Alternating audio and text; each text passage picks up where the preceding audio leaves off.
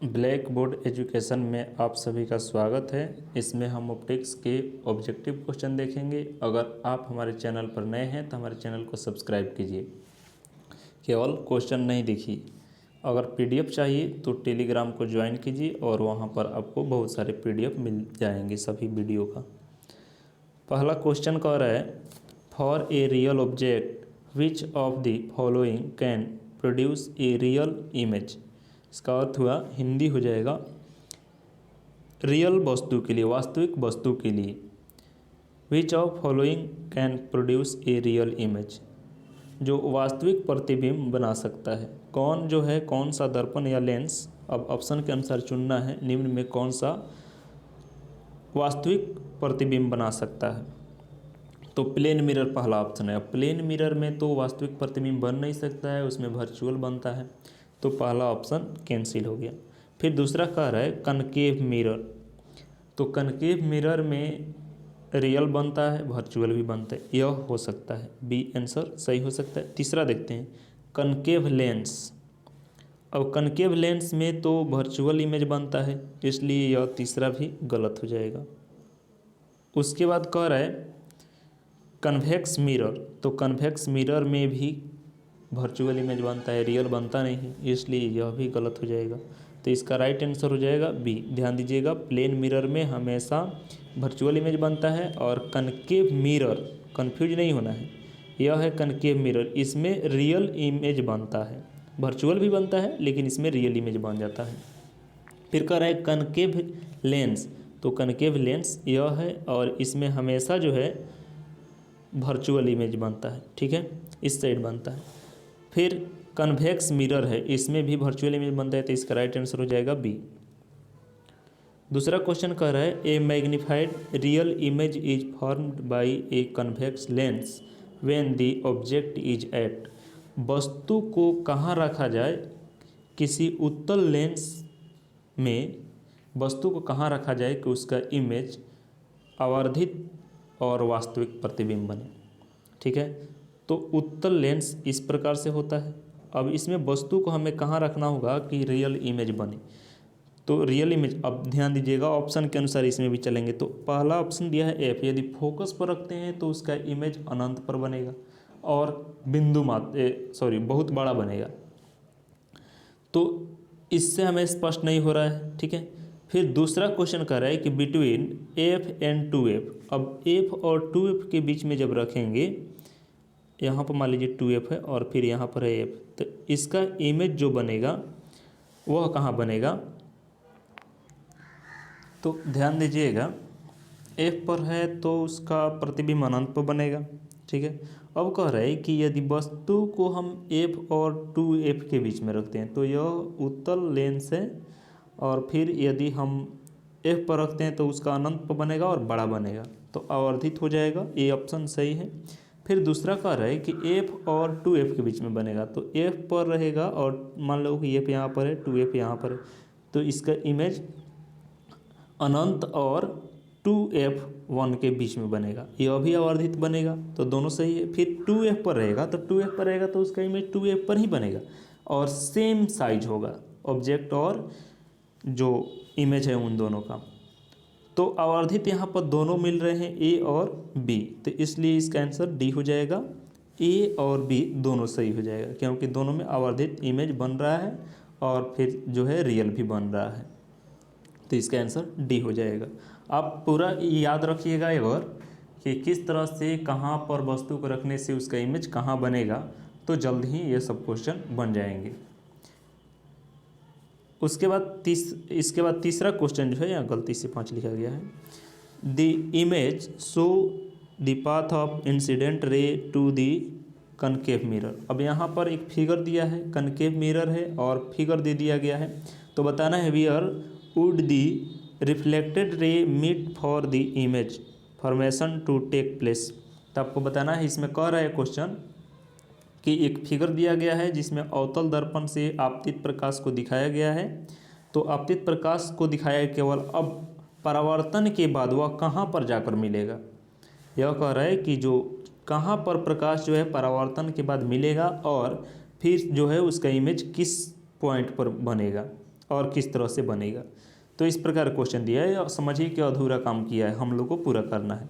तो आप जानते हैं कि यदि वस्तु यह अवतल दर्पण है, क्वेश्चन के अनुसार अवतल दर्पण है, कनकेव मिरर है, तो इसमें आपतित किरण दे दिया है। यहाँ से आपतित किरण जो समानांतर जाएगा तो फोकस से होकर जाएगा, तो एक किरण जो है इससे फोकस से होकर जाएगा, और दूसरा यदि फोकस से होकर जा रहा है तो वह समानांतर हो जाएगा।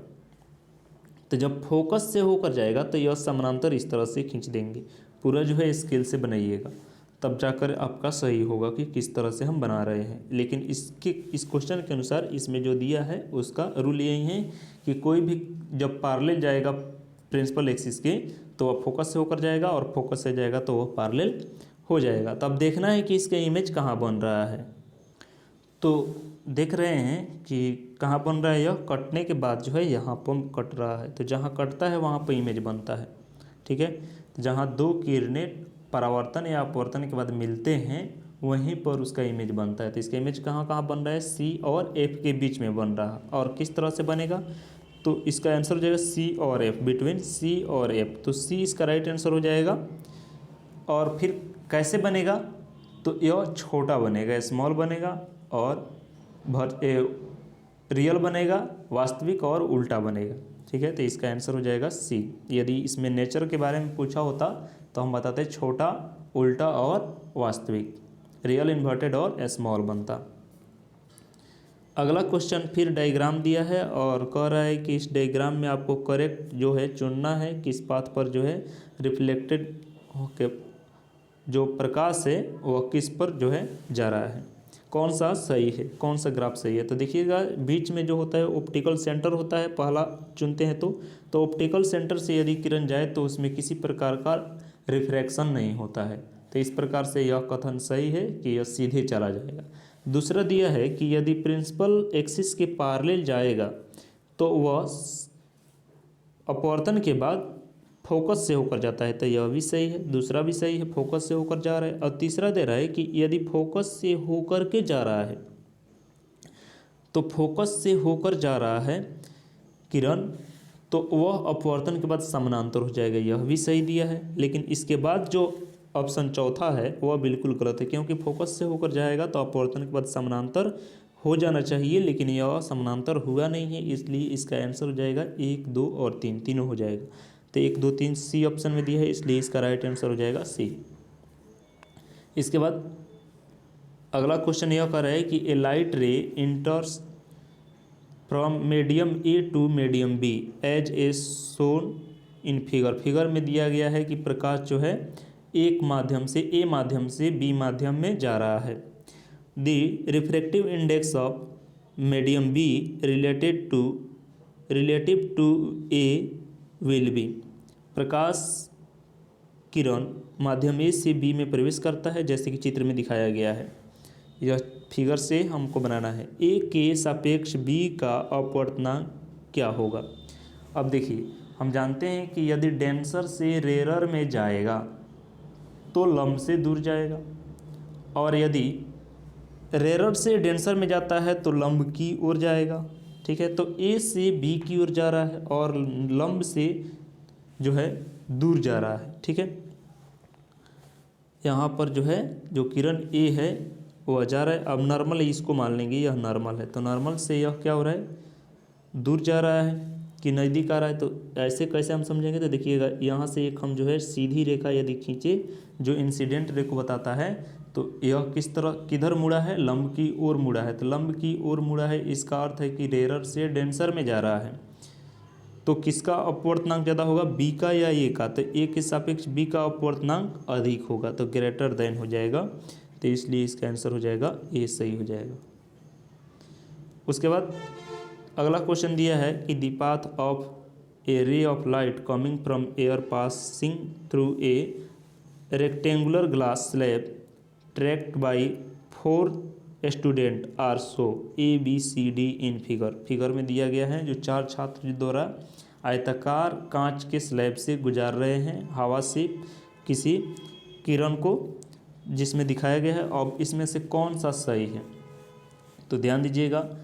सबसे पहले जो है हवा से ग्लास में जाएगा, तो यह अभिलंब की ओर मुड़ेगा, तो यहाँ बी ऑप्शन देखिएगा कि अभिलंब की ओर मुड़ा है। फिर यहाँ पर अभिलंब से जैसे हवा में जाएगा तो इससे दूर जाएगा, तो बी ऑप्शन राइट है।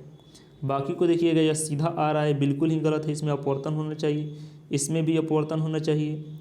तो यह लंब की ओर तो मुड़ा है, लेकिन यहाँ पर आकर के जो है फिर से मुड़ गया है, जो कि ऐसा नहीं होगा, क्योंकि डेंसर से रेरर में जाएगा तो वह अभिलंब से दूर जाएगा, और रेरर से डेंसर में जाएगा तो अभिलंब की ओर जाएगा।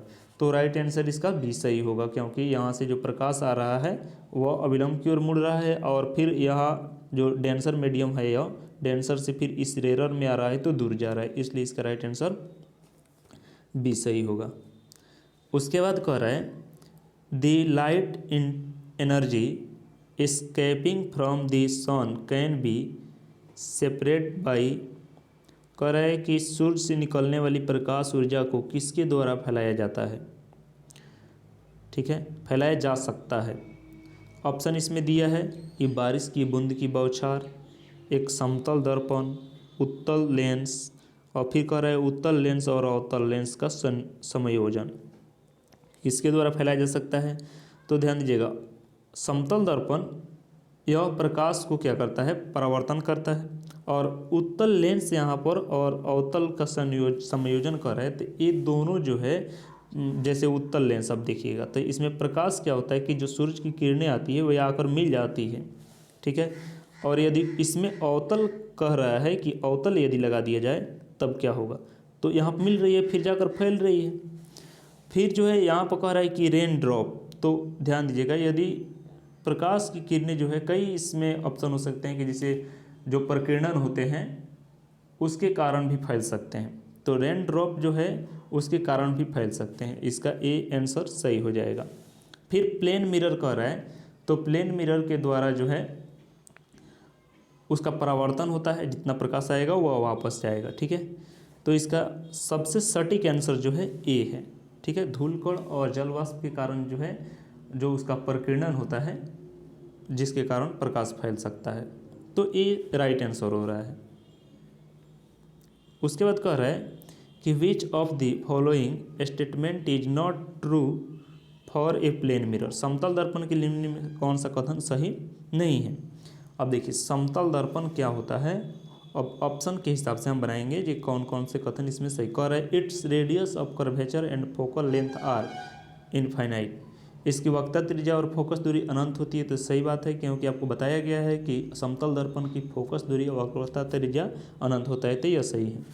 दूसरा कह रहा है कि the image formed by it is laterally inverted, इसके द्वारा बनाया गया प्रतिबिंब पार्श्विक रूप से उल्टा होता है, सही है, क्योंकि लेफ्ट का राइट और राइट का लेफ्ट बताता है, तो यह भी कथन सही है।